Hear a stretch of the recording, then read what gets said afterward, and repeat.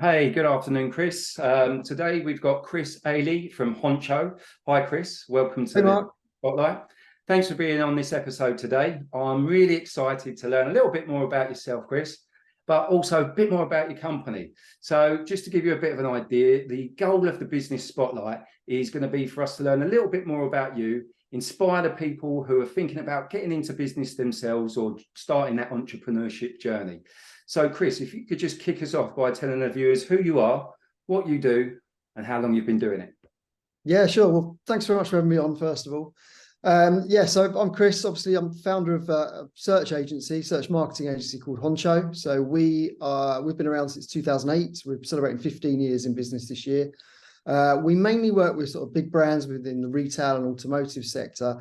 And what we do is essentially we get businesses to the top of Google. So our service kind of revolves around search marketing, but we offer it in two ways. So you have the organic side, which helps brands get to the top of Google for free, essentially in those free listings. And we do that through things like technical SEO, which is basically making sure that your site can be indexed, in a positive way by Google. It can find all your information, the pages load fast, etc. Content, which is obviously giving the user a good experience and making it relevant to the search terms that you want to appear for. And then a thing called digital PR, which is basically a form of building links and attracting links to your site. And that's important because that builds authority of your domain. And then on the other side, we do the advertising. So that's for businesses that, generally retailers, etc., have a budget for paid advertising and organic. And paid advertising, that's where Google ads and Facebook ads and things like that, where you can basically gain instant visibility in Google and you pay for those clicks rather than have to sort of earn them for free. Yeah. Wow. Excellent. So, what would you say makes you stand out from the other businesses in your sector, Chris? Yeah, I mean, a lot of agencies will sort of look and feel and sound the same, to be honest. I think there's 27,000 agencies in the UK. So standing out and finding something different as a USP is a really difficult thing. We've always been built on sort of our quality of work and our reputation and also the brands that we work with. And alongside that, those 15 years experience have given us a lot of experience in dealing with different strategies and different problems. And one of the things, I guess, that to help us stand out, one of the things we did was we actually rebranded in 2019 because, again, I was 10 years in business. Well, it's 2018, sorry. I was 10 years in business and I felt that we just looked and felt the same as everyone else. Yeah. So we undertook a sort of a big rebrand, which has really worked, actually. A lot of people have now heard of Honcho. We've got quite a distinctive branding around us. And that helps us, attract a bit of attention. Alongside that is kind of the personal branding side, which is where people get to know you and trust you. But really, I think, what makes us really sort of stand out against rival search agencies is probably that experience we've got. We've been around a long time. We've worked with a lot of different brands. We know what works and what doesn't. And we've got a proven track record to sort of show lots and lots of case studies of how we've done it for other people. Yeah, no, that's brilliant. That's a great share. Thanks for that, Chris. So, with your business journey, I mean, what's it been like? So if you can sort of cast your mind back to when it first started and sort of take us along that journey as to where it is now. Yeah, I mean, so it's not the normal journey, I guess. I mean, I basically dropped out of school at 16. I mean, as a kid, I played tennis and I thought I was going to be a tennis player. I got to sort of 16 and realised I wasn't going to be at Wimbledon on centre court. Yeah. Didn't really have much interest in school at all. I got by, I didn't get any trouble or anything, but it just didn't I didn't enjoy it. So I kind of dropped out and I took a bit of a dead end job. I then went to work. Luckily, my dad worked at newspapers. So he worked at Today newspaper and he got me a job there, which didn't last very long because Rupert Murdoch closed it down 3 months later. Oh, wow. But this was before the internet. And what I did there was I basically would take a sketch of a newspaper layout, hand-drawn sketch of what a layout of a newspaper page would look like. And I would use this program to basically put it in like a grid and a table, which then transpired as the internet came along was like tables in HTML. So I kind of learned HTML from a book because it was very similar. And at the time I was working night shifts at an airport, in a Stansted airport, in aircraft stores. And I had 12 hours on my hands every night, not doing much, to be fair. So I kind of learned how to design and code websites. Wow. So I did that for a long time, about 3 or 4 years, and then I quit there and took a huge pay cut, went for about 10 or 12 grand a year, I think, and worked with a friend of mine who ran a graphic design agency, and we started offering websites to people. And back then, the internet had just started, and it was, is this internet thing even going to work? Was the question that business owners would ask you. It was literally like that. So we could build them a website and design it, but then obviously, if no traffic went to it, it wouldn't work. So that's where I kind of learned what SEO was, and I learned doing PPC, which again was before Google Ads even existed. We used sort of a thing called e-spotting and Overture, and then that kind of evolved. And then I basically, I couldn't afford to live on that sort of salary.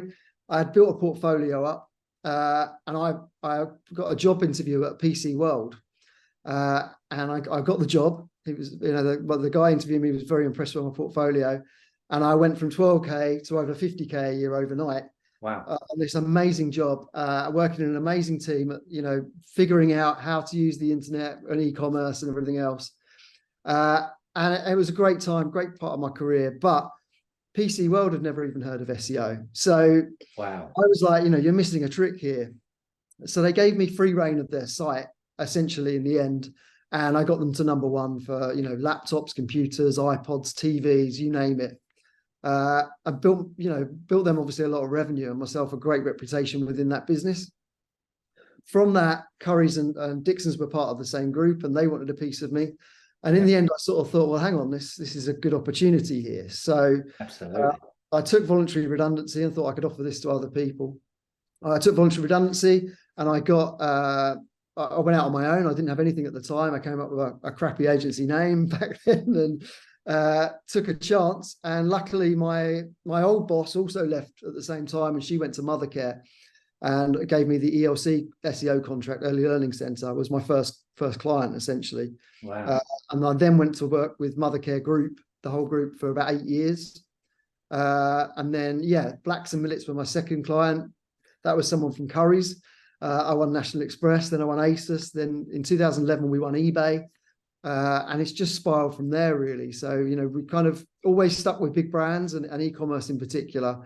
And now, 15 years later, we're sort of a team of 30 plus, offering a range of things. I've got some brilliantly talented people that work for me. Yeah.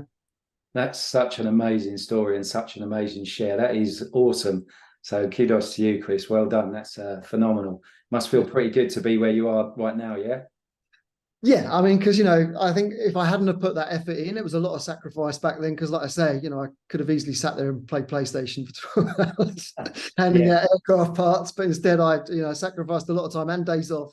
Yeah. And proved a lot of people wrong, essentially, Yeah, no, that's an amazing story and an amazing journey. So that brings us up to date. So what's the future look like? I mean, what do you think are going to be the main challenges for you and your industry going forward? Well, it's AI, isn't it? AI and machine learning is it's just not sprung out of nowhere, but certainly over the last 12 months, it's just accelerated beyond belief. I think that's probably one of the biggest challenges. I mean, I think a lot of agencies can see it as a threat, or they can see it as an opportunity. And I think if you stand still and do nothing, then it's a threat. Yeah. So I think it's about learning how we can make ourselves more efficient, how we can improve processes. And a lot of the questions that clients will be asking agencies in the months and years to come is, how are you using AI to improve our service and make yourself more efficient effectively? So I think that's a huge thing. The way Google has shifted for machine learning and things like that, the whole way that advertising works online now, the day-to-day bidding, etc., is very much the black box, and Google and Facebook want to manage that for you. So our role becomes a lot more strategic and figuring out how to make the most of those advancements. And then the algorithms are always changing. I mean, I don't think Google's going to go away anytime soon. They've got such a huge market share, but it's promising seeing the sort of investment being put in by Microsoft, etc., to give it a good go. So I think it's that's certainly the biggest challenge for us over the coming years. Yeah, no, I agree with that. I mean, there's an awful lot of noise being made about AI. So, it's very prominent. And I think the more people that embrace it and understand the potentials of what it can give them as a business, the better, really. Yeah, I think it's so much more than ChatGPT. It's more than just... Oh, yes. There's a lot more to it, Yeah, absolutely.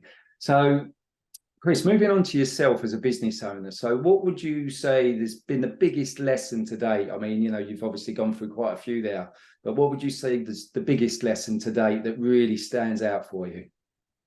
I think it's the people that work with you, to be honest. I think it's about hiring smart people. I think, especially when you start, sometimes you don't have a choice and you have to hire junior people and people that perhaps aren't as experienced as yourself. And there's also this, tendency as a business owner to kind of try and keep hold of everything and not delegate.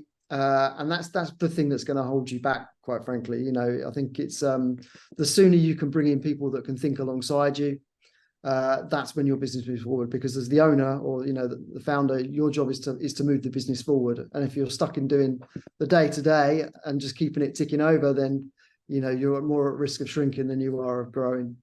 I think alongside that is probably make yourself accountable to someone. I think that's one of the things that I've really enjoyed almost, is because it's so easy as a founder or a CEO or whatever to sort of, if you don't fancy doing something, you can just sort of forget about, put that at the bottom of the list. Yeah.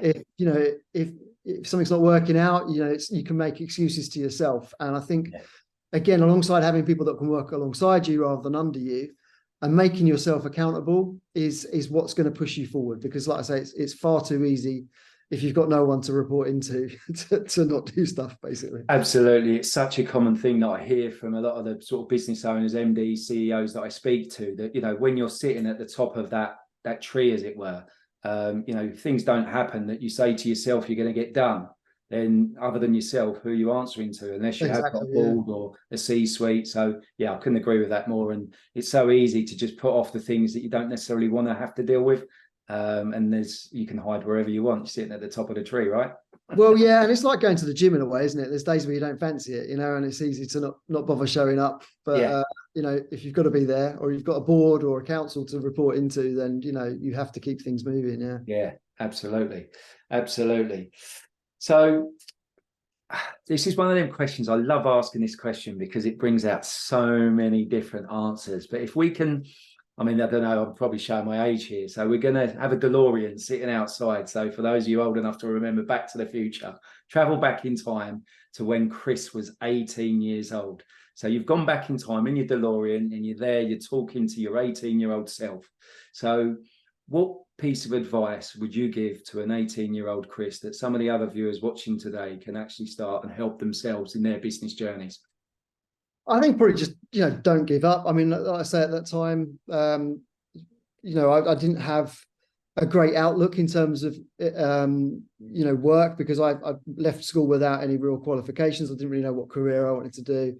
And I was lucky enough that the internet was sort of starting at that time, and I saw this new shiny thing. And I think, again, going back to AI, that's the same today, really, because it's such an unknown thing that, if you was to start playing around, and I said this to my stepdaughter, if you start playing around in Mid-Journey or, even ChatGPT or anything else and figuring out how this thing works, you really are on a level playing field with everyone else in the world, really, because, even people working in digital stuff are figuring it out for themselves as well. So I would say probably don't give up, and I think the thing is, if you believe, and I say this to people all the time, if you really deep down believe that you can make something work, then, then go for it and you can make it work. And I think back then I believed in myself that I could sort of dig myself out of a hole and, make this work and get a career in the internet, if you like, in web design. And so I think the biggest thing would be, don't give up, keep going, even though sometimes you feel like you can't make it.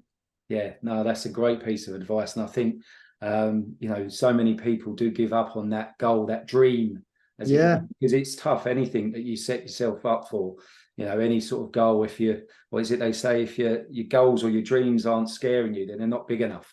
So exactly. I think that's a great piece of advice that's really going to hit home to a lot of our viewers.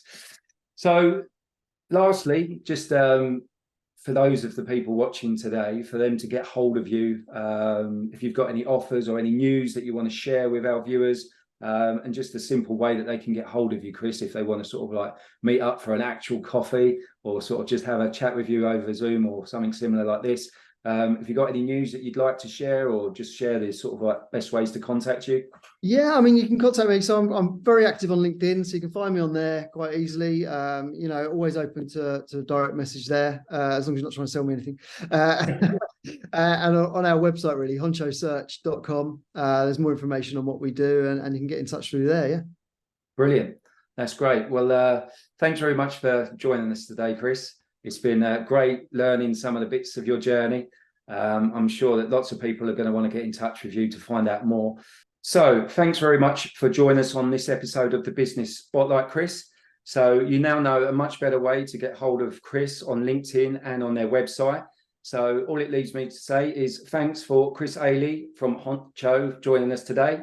And everyone on the Business Spotlight, thanks for watching. And until next time, we'll see you soon. Bye for now.